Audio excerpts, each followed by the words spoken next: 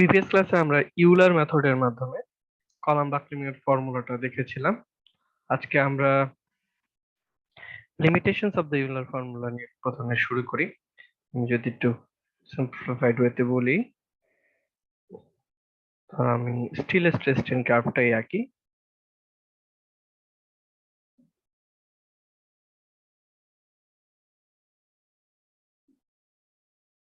ধরো এরকম কিছু একটা পাইলাম। শর্ট কলাম বাই ডেফিনিশন, আমরা এটা টু ওয়ানে ল্যাব করার সময়গুলো নিয়ে এক্সটেন্সিভ কথা বলেছিলাম। আবারও যদি একটু বলি, শর্ট কলাম হচ্ছে যেগুলো ক্রাশড হয়ে বা ম্যাটেরিয়ালটা ফেল করে তোমার রাপচার করে ফেল হয়। ধরো এরকম একটা পয়েন্টে সেটা ফেল হচ্ছে, সেটা ম্যাটেরিয়ালের ফুল স্ট্রেনটা অ্যাচিভ করে। লং কলাম হচ্ছে যেটা আনস্টেবল হয়ে যায়, বাকলিং করে ফেল হয়। তো লং কলাম যেটা হয় সেটা দেখা যায় ম্যাটেরিয়ালটা প্রপোর্শনাল লিমিট রিচ করার আগে এখানে কোনো এক জায়গায় ধরো ফেল করে যাচ্ছে। লং কলাম গুলো, কলামটা এই রেঞ্জে কোথাও এক জায়গায় ফেল করে যায়। ধরো শর্ট কলাম তার ফুল স্ট্রেংথ রিচ করতে পারছে, ধরো আমি এই লিমিটটাকে যদি বলি, তো সে তার ফুল লিমিটে রিচ করতে পারতেছে শর্ট কলাম। আমরা প্র্যাকটিক্যাল লাইফে যে কলামগুলো ইউজ করি সেগুলো হচ্ছে ইন্টারমিডিয়েট লেন্থের। সেটা দেখা যায় ফেলিয়ারটা মাঝামাঝি কোনো এক জায়গায় হয়। সেটা ইলাস্টিক লিমিটটাকে ক্রস করে, মানে প্রপোর্শনাল লিমিটের উপরে কোথাও এক জায়গায় এই ফেলিয়ারটা হয় ইন্টারমিডিয়েট কলামে। সেটাই বলতেছে লং স্লেন্ডার কলামগুলো কম্প্রেশনে আনস্টেবল হয়ে ইলাস্টিক রেঞ্জের মাধ্যমে এর মধ্যে ফিল করে। ইন্টারমিডিয়েট কলামগুলো ইনইলাস্টিক ইনস্টেবিলিটি চলে আসে।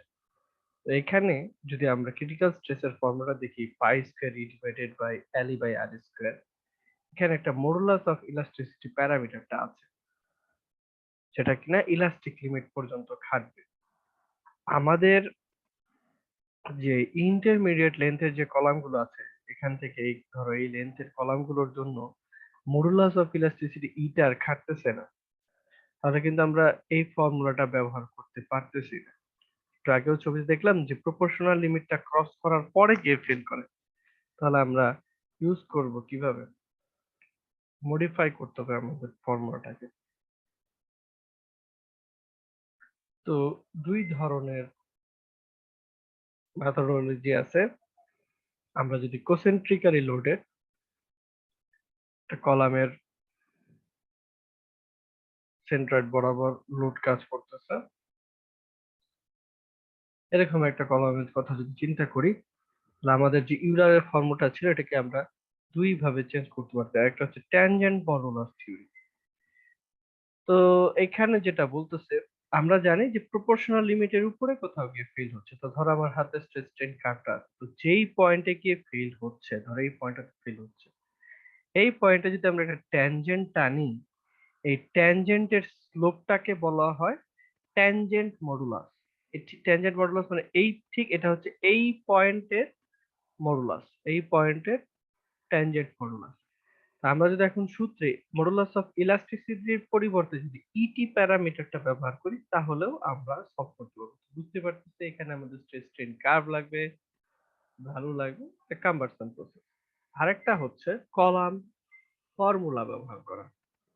বিভিন্ন ডিজাইন গাইডলাইন আছে, গভর্নিং বডি আছে, যেমন কনক্রিটের জন্য এসিআই, স্টিলের জন্য এআইএসসি, এভাবে বিভিন্ন ডিজাইন গাইডলাইন গুলো। স্টিলের জন্য যে শুধু এআইএসসি তা না, আরো আছে American Institute of Steel Construction. আমরা এখানে এআইএসসি টা আমেরিকান টাইপ ফলো করতেছি। এআইএসসি আমরা এখন যদি স্টিলের জন্য চিন্তা করি, প্রথমে ডিজাইন করার জন্য কিছু গাইডলাইন দিচ্ছে। তারা বুঝতে পারছে তারা এই যে ইউলার ফর্মুলাটা চেঞ্জ করা দরকার, স্টাডি করে বিভিন্ন ফর্মুলা নিয়ে আসছে। তো তারা যেটা বলতেছে,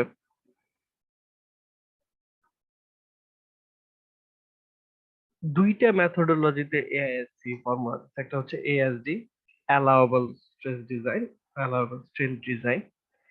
এখানে যেটা করা হয়, একটা ম্যাটেরিয়ালের যতটুকু স্ট্রেংথ, ধরো স্টিল হচ্ছে 60 কেএসআই এর স্টিল নিয়ে তুমি ডিজাইন, তো যেটা করবা স্ট্রেংথটা কমায় ধরতে হয়, যেটা তার অ্যাকচুয়াল ক্যাপাসিটি সেটা থেকে স্ট্রেংথটা কমায় চিন্তা করে ডিজাইন করা হয়। ঠিক আছে, তাহলে আমরা সেফার সাইডে থাকি। ম্যাটেরিয়ালটা যতটুকু স্ট্রেস নিতে পারতো তার থেকে যদি আমরা একটু কম ধরি তাহলে আমরা সেফ সাইডে থাকি। তাহলে কম ধরে ডিজাইন করে, ম্যাটেরিয়ালের স্ট্রেংথটাকে কম ধরে ডিজাইন করতে। এখানে প্রথমে যে জিনিসটা বের করতে হয় এটা হচ্ছে critical slenderness ratio, CC. Formula হচ্ছে 2 pi square E divided by sigma Y, যেখানে এটা হচ্ছে ইল্ড স্ট্রেস। যদিও ম্যাথে গেলে এই কথাটা আবার বলবো, এই এটা হচ্ছে কি মডুলাস অফ ইলাস্টিসিটি। তো কলামের জন্য স্লেন্ডারনেস রেশিওটা বের করব কে এল বাই আর। আমরা এখানে আরটা যেটা, স্লেন্ডারনেস রেশিও বের করতে গেলে আমার লাগবে কি আর মিনিমাম। জিনিসটা আমরা আগেও বলছি, আমাদের দরকার হচ্ছে ওয়ার্স্ট যে কন্ডিশনটা, তো আমরা কে এল বাই আর মিনিমাম এটা বের করব। কে এল বাই আর মিনিমাম, তাহলে অ্যালাউবল স্ট্রেস যদি কে এল বাই আর এর ভ্যালু সিসি থেকে বড় হয়ে যায় তখন আমরা এই সূত্রটা ব্যবহার করি। আর কে এল বাই আর এর মান যদি সিসি থেকে ছোট হয় তখন আমরা এই সূত্রটা ব্যবহার করি। Sigma Y 1 minus half K L by R by CC whole square divided by factor of safety. Factor of safety হচ্ছে এটা।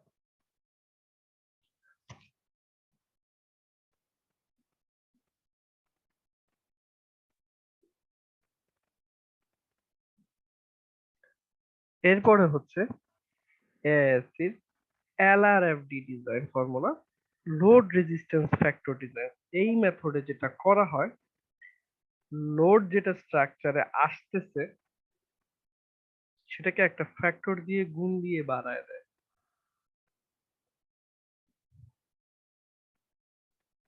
সেটাকে একটা ফ্যাক্টর দিয়ে গুণ দিয়ে বাড়ায় দেয়, যেটা আসতেছে সেটাকে আমরা একটু বেশি ধরে চিন্তা করি। তো কলাম এখানে স্লেন্ডারনেস প্যারামিটার যেটা আছে ল্যামডা সি সমান সমান K L by R by sigma Y divided by E. এখানে আরটা আসলে কি, R minimum, minimum radius of gyration. Lambda C এর ভ্যালু যদি 1.5 থেকে বেশি হয় তাহলে সূত্রটা হচ্ছে এরকম, আর ল্যামডা সি এর মান যদি 1.5 থেকে ছোট বা তার সমান হয় তাহলে ফর্মুলাটা হচ্ছে নিচের স্বরূপ। তাহলে এখান থেকে সিগমা সি আর পাইলাম critical buckling stress, nominal compressive load হচ্ছে সিগমা সি আর ইনটু এরিয়া, আর ডিজাইন কম্প্রেসিভ লোড হচ্ছে পিইউ হচ্ছে নমিনালের 85%, 0.85 পিএ। আমরা ডিজাইন কম্প্রেসিভ স্ট্রেনটা কিছুটা কমায় ধরি, যতটুকু ক্যালকুলেট করে পাইছি তার থেকে কিছুটা কমায় ধরি।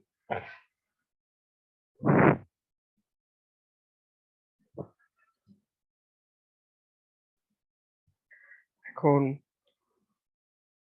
প্র্যাকটিক্যাল কন্ডিশন এবং আইডিয়াল ডিস্টিং কন্ডিশনের মাঝখানে একটা পার্থক্য আছে।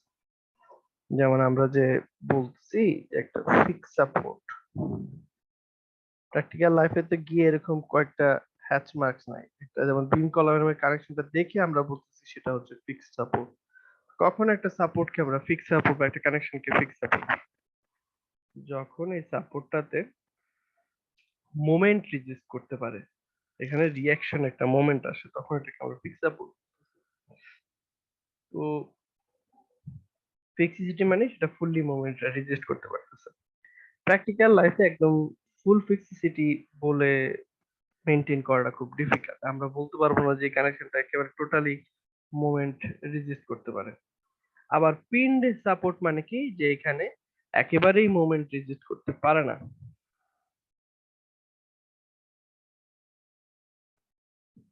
তো দেখা যাবে এইসব ক্ষেত্রেও দেখা যাবে কিছুটা পরিমাণ এখানে ফ্রিকশন কাজ করতে পারে,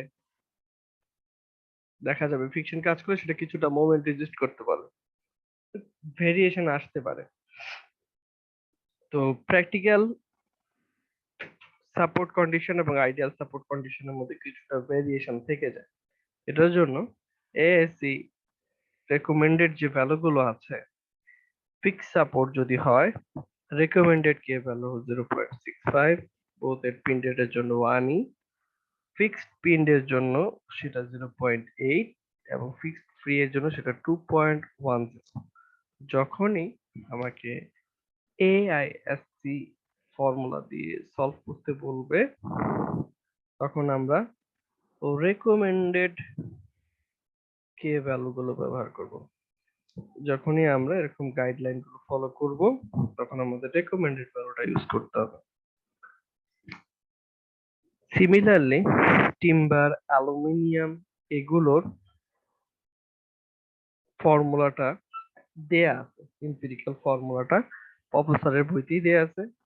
আমি আমাদের আলোচনাটা আপাতত স্টিলের কলামে তো আমরা আসলে বেশি ব্যবহার করি, স্টিলের কলাম পর্যন্ত আমি সীমাবদ্ধ রাখবো। তোমরা যদি চাও তোমরা এই পার্টটুকু দেখে নিতে পারো। তোমাদের যদি মনে হয় কনসেপ্ট মানে বাকিগুলোর যেমন টিম্বারের বিম ডিজাইন এগুলোর জন্য এগুলো দেখে রাখতে পারো। আমরা এখানে আমাদের আলোচনাটা ওই পর্যন্ত নিব না, আমাদের স্টিল পর্যন্ত আমাদের আলোচনাটাকে সীমাবদ্ধ রাখবো। পরবর্তী প্রবলেমটা দেখি।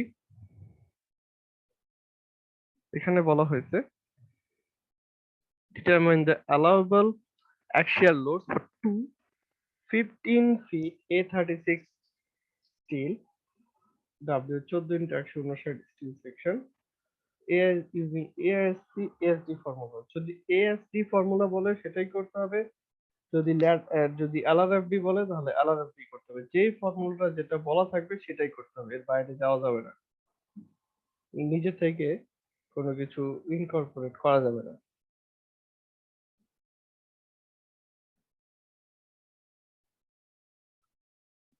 এখানে বলছে যে একটা কলাম হচ্ছে পিন এন্ডেড কলাম আর আরেকটা কলাম হচ্ছে ফিক্সড পিন কলাম।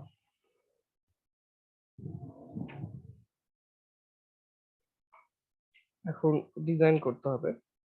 তো প্রথমে আমাকে যেটা করতে হবে কলামের নিয়ে আসতে হবে, প্রপার্টিটা সিলেক্ট করতে হবে। W14 into 159 এই কলামটার সেকশন প্রপার্টি আগে আমাকে সিলেক্ট করতে হবে। এই টাইপের ম্যাথের জন্য আমাদের দেখো আমাদের শুধু যেটা লাগে এরিয়া লাগে আর রেডিয়াস অফ জাইরেশন লাগে। রেডিয়াস অফ জাইরেশন কোনটা? মিনিমাম রেডিয়াস অফ জাইরেশন, এই দুটো ভ্যালু লাগবে। তো W14 159 এই সেকশনটাকে যদি আমরা একটু খুঁজি,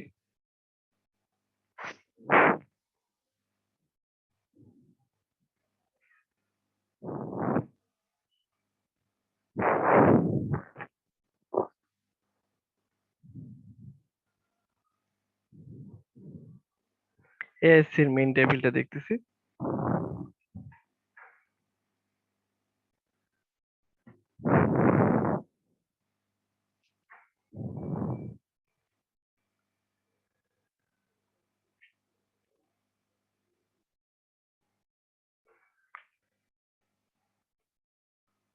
W14 into 159 এই সেকশনটা, তার এরিয়া, প্রথম কলামটা হচ্ছে এরিয়া, এরিয়া হচ্ছে 46.7 ইঞ্চি স্কোয়ার। আরেকটা যেটা লাগবে হচ্ছে radius of gyration. Radius of জাইরেশনটা দুই অ্যাক্সিস বরাবর দেওয়া থাকে, একটা হচ্ছে এক্স অ্যাক্সিস, একটা হচ্ছে Y Y axis. Y Y axis বরাবর মিনিমাম প্রপার্টিটা কাজ করবে। তো দেখি, নিচে চলে যাই 159। এক্স অ্যাক্সিস বরাবর রেডিয়াস অফ জাইরেশন হচ্ছে 6.38 এবং ওয়াই অ্যাক্সিস বরাবর হচ্ছে 4। এটা বললাম ওয়াই অ্যাক্সিস বরাবর মিনিমাম রেডিয়াস অফ জাইরেশনটা কাজ করবে। তাহলে আমাদের রেডিয়াস অফ জাইরেশন হচ্ছে 4 ইঞ্চ আর এরিয়া হচ্ছে 46.7 ইঞ্চ স্কয়ার। এটা সিলেক্ট করলাম।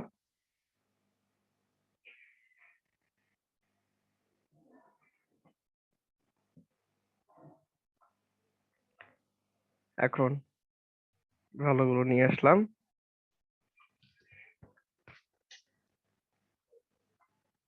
প্রথম কলামটা হচ্ছে pin ended column. Pin ended কলামের জন্য কে এর ভ্যালু হচ্ছে কি? কে এর ভ্যালু হচ্ছে 1। এখন এএসডি মেথডে আমাকে ক্রিটিক্যাল স্লেন্ডারনেস রেশিও সিসি বের করতে হয়, সেটার মান হচ্ছে 2 pi square E divided by sigma Y. এখানে যেটা বলা হয়েছে যে A36 স্টিল। A36 স্টিল মানেই হচ্ছে যে সেটা ইল্ড স্ট্রেস হচ্ছে 36 psi।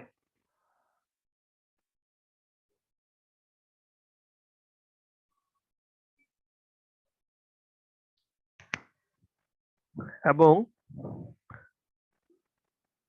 স্টিলের মডুলাস অফ ইলাস্টিসিটি ভ্যালুটা দেয়া নাই, কিন্তু আমরা যদি দেয়া না থাকে স্ট্যান্ডার্ড যেটা ইএসটি হচ্ছে 29 ইন্টু 10⁻³ কেএসআই, সেটা ব্যবহার করব।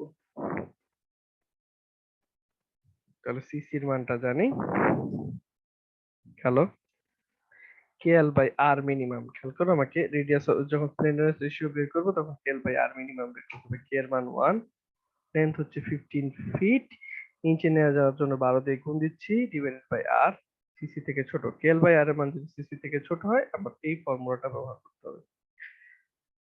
এখানে আমি একটু ক্যালকুলেশনের সুবিধার্থে যে জিনিসটা বলি সেটা হচ্ছে এইটা বের করা, KL by R by CC বের করা। এটা বের করে সরাসরি ইকুয়েশনে এভাবে ইনপুট দেওয়া, 1 minus 0.5 X square divided by, এটা ক্যালকুলেটরে চাপবে, এটা আবার খাতায় লিখবে না, 5/3 3/8 এক্স মাইনাস 1/8 এক্স।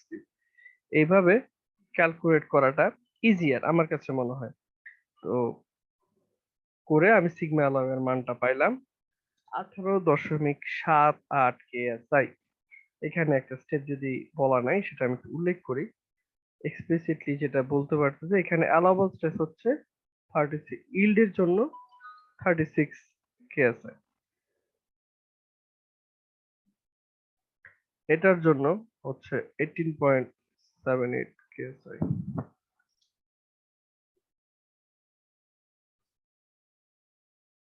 তো এখান থেকে দেখা যাচ্ছে যে দুইটার মধ্যে থেকে এটা হচ্ছে কন্ট্রোলিং। তাহলে আমার অ্যালাউবল লোড হচ্ছে 18.78 ইন্টু এরিয়া, এরিয়াটা কত, এরিয়াটা হচ্ছে 46.7 ইঞ্চি স্কয়ার। এত কি আসে, দুইটার মধ্যে থেকে যেটা ছোট হবে, ধরো এখান থেকে অ্যান্সারটা আসলো 38 কেএসআই।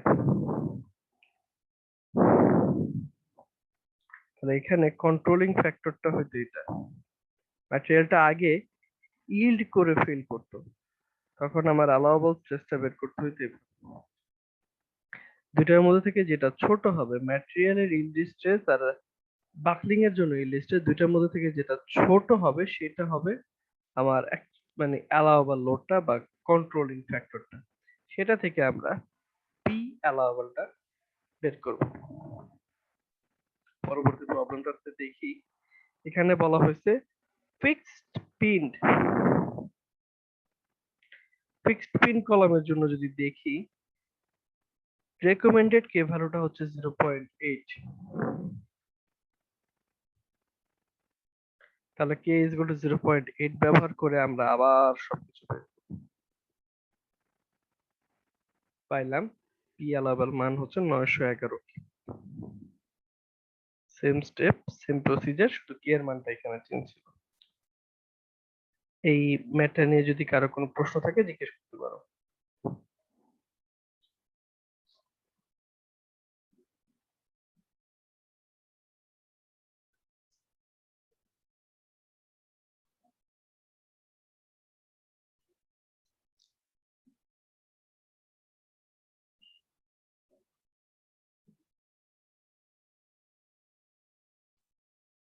এখানে একটা এক্সারসাইজ প্রবলেম দেয়া আছে, সেটা একটু ট্রাই করবা।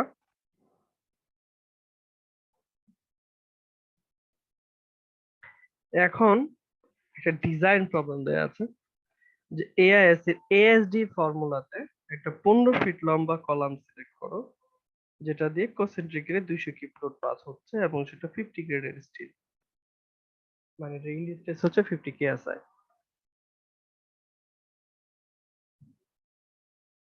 এখন আমরা যেটা আলোচনা করতেছি এটা হচ্ছে একটা শর্টকাট মেথড, এটা যে সবসময় ইউজ করা যাবে তা না। আমরা আগে এটা নিয়ে দেখি, তারপরে আমরা আরেকটা প্রসেস নিয়ে কথা বলবো। প্রথম ট্রায়ালের জন্য আমরা ধরলাম যে স্লেন্ডারনেস রেশিও 0। তাহলে ফ্যাক্টর অফ যেহেতু স্লেন্ডারনেস রেশিও 0, ফ্যাক্টর অফ সেফটিটা বের করলাম। এএসডি মেথডে কাজ সিগমা আলাবের মান বের করলাম। তাহলে এরিয়া হচ্ছে ফোর্স ডিভাইডেড বাই স্ট্রেস, এত ইঞ্চি স্কয়ার। এখন এইটা হচ্ছে আমার রিকোয়ার্ড এরিয়া। এটার কাছাকাছি এবং বড় একটা এরিয়া সিলেক্ট করতে হবে। আমরা আমাদের ডিজাইন চার্টে গিয়ে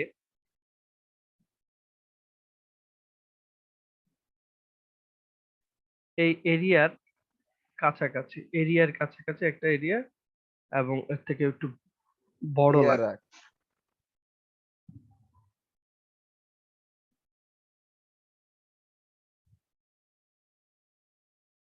তো আমরা নিচ থেকে যদি শুরু করি, আমরা সিলেক্ট করতেছি ধরো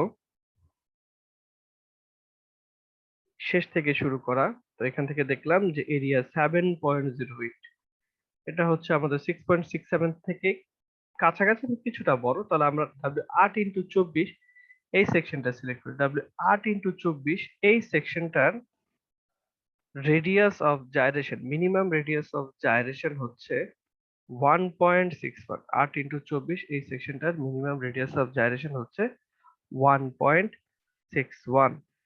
খেয়াল করো প্রথম পার্টে, গত ক্লাসে বলছিলাম টেবিলের ডেজিগনেশন দেয়া থাকে 8 × এত এত এত, পরের পার্টে শুধুমাত্র প্রথম দুইটা সংখ্যা লেখা থাকে, এই সরি শেষের সংখ্যাটা লেখা থাকে। আর এই শুধু 24 থেকে বুঝতে পারতেছি এটা হচ্ছে 8 × 24 সেকশনটা। আর এখানে হচ্ছে সেকশনাল প্রপার্টি এক্স আর ওয়াই এক্সিস বরাবর দেয়া 1.61 পাইলাম আর মিনিমামটা।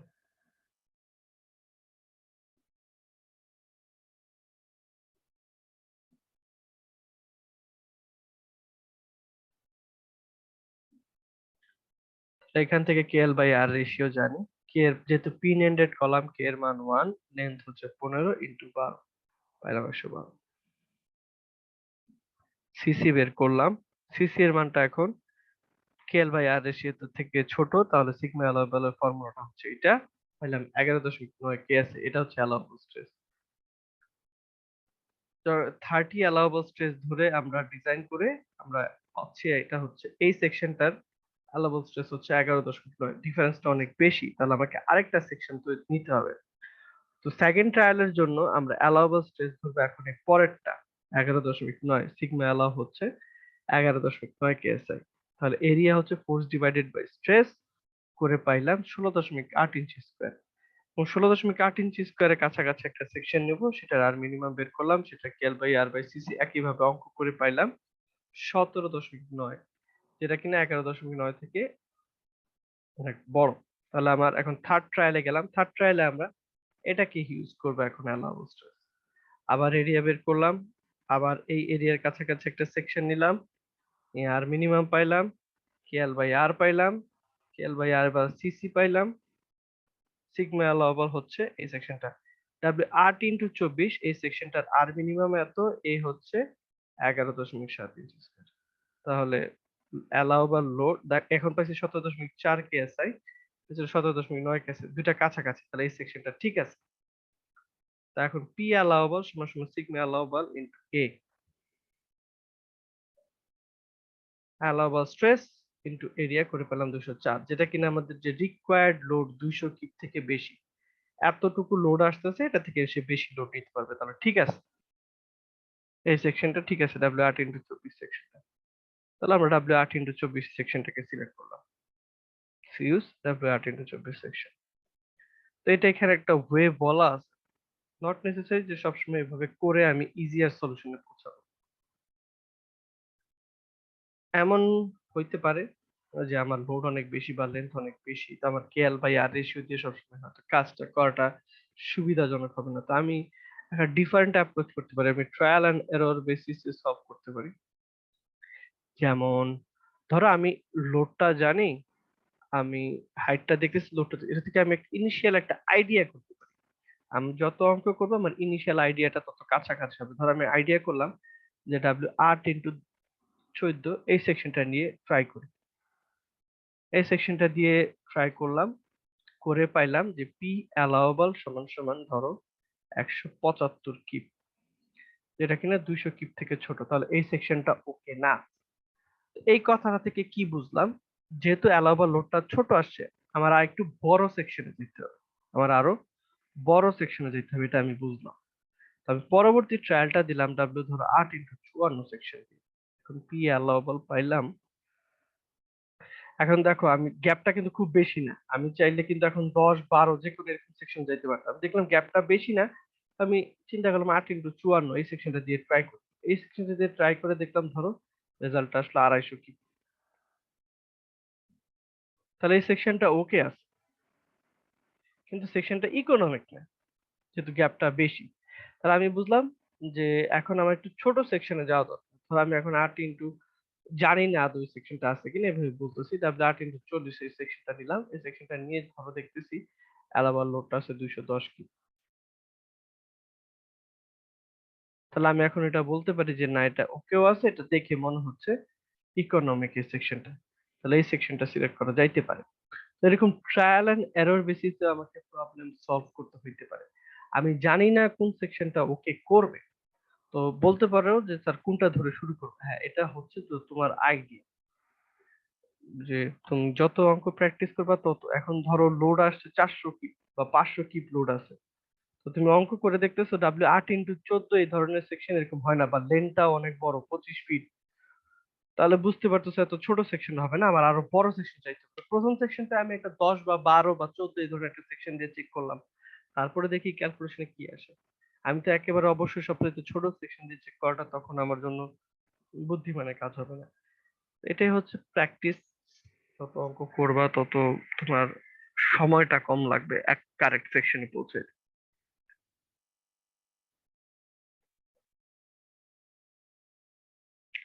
এলআরএফডি মেথডে একটা প্রবলেম সলভ করা আছে, একই section, R minimum A select করলাম, এখানে ল্যামডা সি বের করতে হয়। তো এখানে এটাও কিন্তু আসলে R minimum sigma Y by 3 KSI, KSI এটা আছে, এটাই পাইলাম। ল্যামডা সি এর মান যেহেতু 1.5 থেকে ছোট, তাহলে এই সূত্রটা nominal compressive strength, design compressive strength হচ্ছে 0.85 ইন্টু পিএন বাই তার 85% করে পেলাম এত কিপস। এটা হচ্ছে লোড। দেখো এখানে কিন্তু একটু বেশি আসতেছে, কি এই সেকশনের এলআরএফডি মেথডে একটু লোড বেশি নিতে পারে। এখানে কিছু প্র্যাকটিস প্রবলেম দেয়া আছে, এগুলো করলে তোমাদের হয়তো ফর্মুলার ইন্টিগ্রেশন গুলো একটু ভালো বলবো, যদি কোনো কনফিউশন থাকে হয়তো কিছুটা দেখে।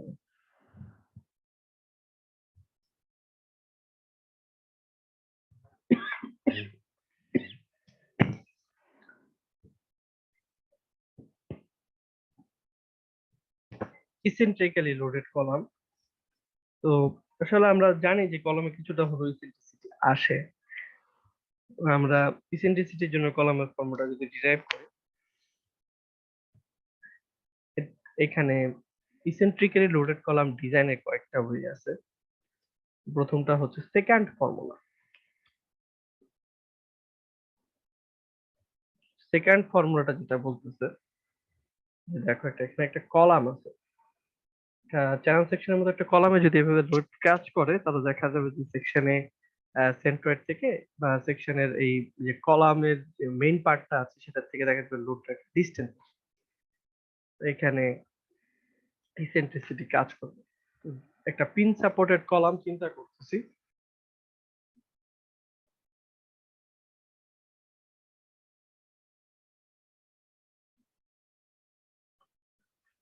তো ইসেন্ট্রিক এই কলামটাকে, এটা ইফেক্টটাকে আমরা এভাবে চিন্তা করতে পারি যে একটা এই লোডটার জন্য ঠিক এখানে একটা পয়েন্ট লোড আসবে, আর যেহেতু লোডটা ডিস্টেন্সে কাজ করতেছে এটার জন্য একটা মোমেন্ট আসবে, এটার জন্য এটাকে ইকুইভ্যালেন্ট এরকম একটা কলামে চিন্তা করতে পারি।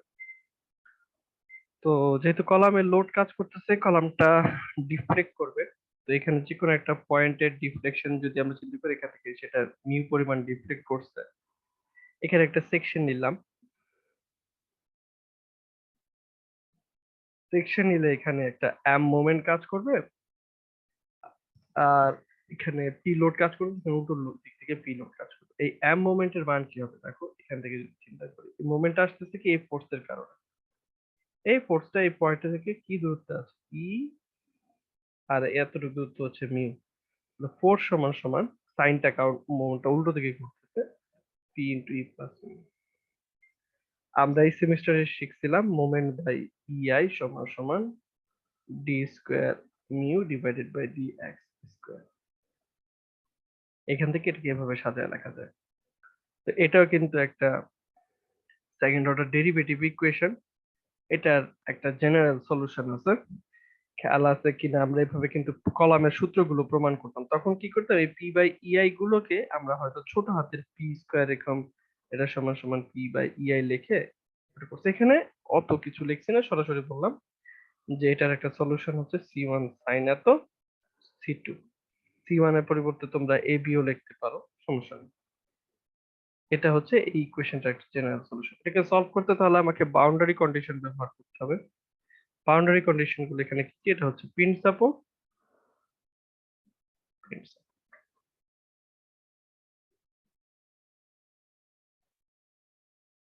যখন x এর ভ্যালু 0, ডিফ্লেকশন 0, যখন x এর ভ্যালু l, ডিফ্লেকশন 0। এই সূত্রটাতে যদি আমরা এগুলো বসাই, c1 এর মান পাবো, c2 এর মান পাবো।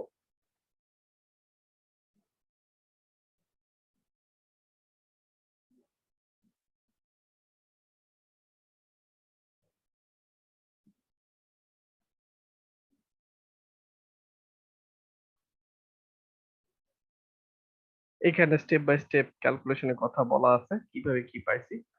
তাহলে ডিফ্লেকশনের মানটা চলে আসে, এটা হচ্ছে ডিফ্লেকশন ইকুয়েশনটা। তো একটা এরকম কলামের ম্যাক্সিমাম ডিফ্লেকশনটা যদি এভাবে ডিফ্লেক্ট করে, ম্যাক্সিমাম ডিফ্লেকশনটা কোথায় আসবে? আমরা জানি ম্যাক্সিমাম ডিফ্লেকশনটা যেহেতু একটা সিমেট্রিক লোডেড কলামে আছে, এটার ম্যাক্সিমাম ডিফ্লেকশনটা কাজ করবে একদম মাঝখানে, ভি ম্যাক্সটা হবে এখানে এল বাই টু ডিস্টেন্সে। তাহলে আমরা যদি এখন এই ইকুয়েশনে এক্স এর মানটা এল বাই টু বসাই, আমরা পেয়ে যাই মিউ ম্যাক্স সমান সমান E sec root over P by EI L by two minus one. যেহেতু ফর্মুলাটাতে একটা সেক আছে, এটার জন্য এটাকে সেকান্ড ফর্মুলা বলা হয় ডিফ্লেকশনের এর ফর্মুলাটাকে। এটা হচ্ছে ম্যাক্সিমাম ডিফ্লেকশনের ফর্মুলা। এখানে এই সেকের ভিতরে যা আছে সেটাকে রেডিয়ানে ক্যালকুলেট করতে হয়। ধরো root over P by L by two সবকিছু করে সেকের মানটা প্যাকেটের ভিতরে পেলাম 2.5।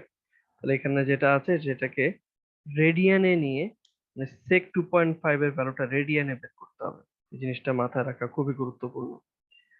তো মোমেন্টের ইকুয়েশনটা কি ছিল? Minus P into one plus mu. তো মোমেন্টের ম্যাক্সিমাম মানটা কখন আসবে? পি জিনিসটা ফিক্স, ই জিনিসটা ফিক্স, শুধুমাত্র ডিফ্লেকশনটা কলামের বিভিন্ন জায়গায় চেঞ্জ হচ্ছে। তো যখন মিউ এর মানটা ম্যাক্সিমাম, তখন মোমেন্টের মানটাও ম্যাক্সিমাম। আমরা যদি এখন মিউ ম্যাক্স এর সূত্রটা বসায় দিই, তাহলে আমি চলে আসে ম্যাক্সিমাম মোমেন্ট হচ্ছে এটা।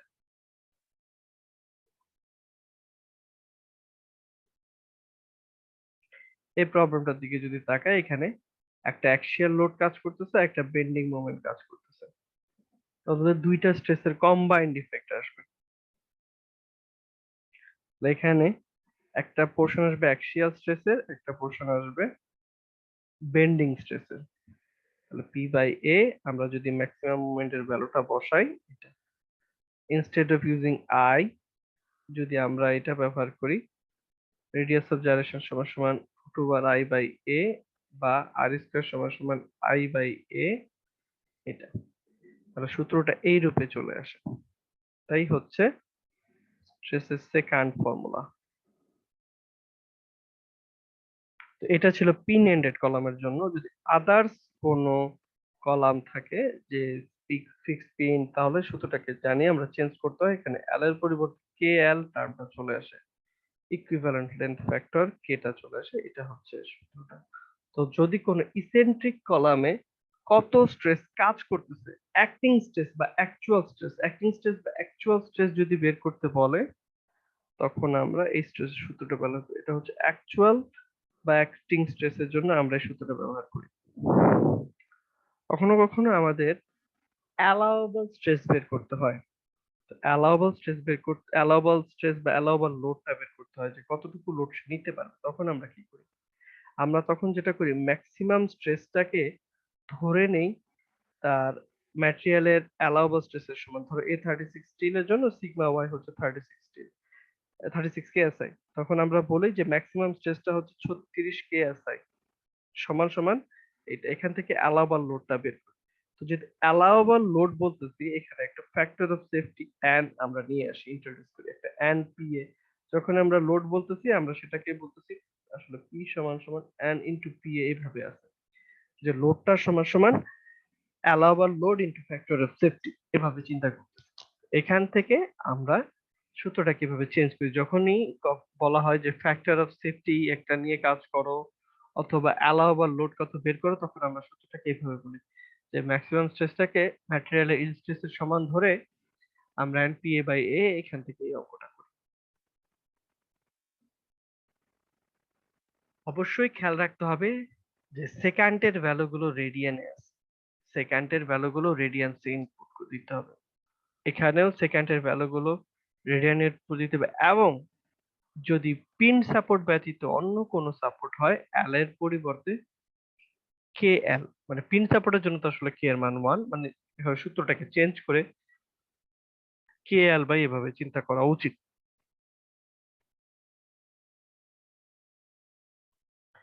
এখানে কোনটা কি, সিগমা ম্যাক্স হচ্ছে maximum elastic stress in the column, এটা হচ্ছে ভার্টিক্যাল লোড, এটা হচ্ছে ইসেন্ট্রিসিটি, থিটা হচ্ছে সেন্ট্রয়েড থেকে আউটার ফাইবারের ডিসটেন্স।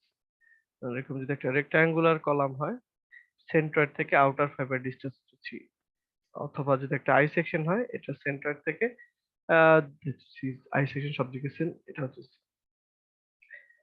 এল হচ্ছে আনসাপোর্টেড লেন্থ, কে হচ্ছে ইফেক্টিভ লেন্থ ফ্যাক্টর, ই হচ্ছে মডুলাস অফ ইলাস্টিসিটি, আর সমান সমান রেডিয়াস অফ দ্যাট। খেয়াল করে দেখো R not equal to R minimum, এখানে কিন্তু আর মানে মিনিমাম রেডিয়াস অফ জাইরেশন না, এখানে আর মিনিমাম রেডিয়াস অফ জাইরেশন নয়।